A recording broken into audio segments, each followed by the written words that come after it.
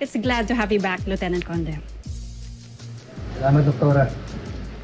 Sergeant Enriquez, si Doktora Cecilia Montero. Siya yung medical legal natin na madalas nakakatrabaho sa station. Good to have you on board. It's an honor, Doktora Montero. Kahit ses na lang.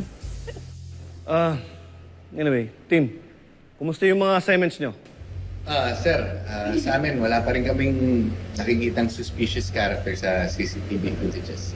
Unless, inside job to. Sir, wala naman po. Walang kahinahinala sa kanila. Tiningnan din namin yung angulong malpractice, pero negative din ho, sir. Walang mahanap na kahit anong record tungkol dito sa taong ito. Pero may nakita yung mga soko na address na sa isang papel doon sa mga kalat ni Batsy. Pero walang context eh.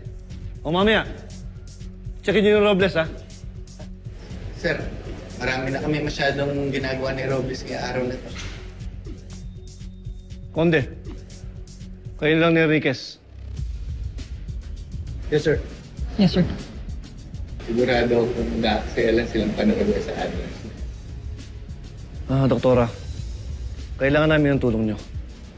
I'll do my best, Chief. Salamat, Dok.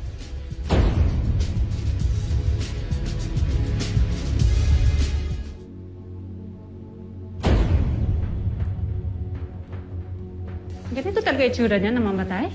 Oo, Dok.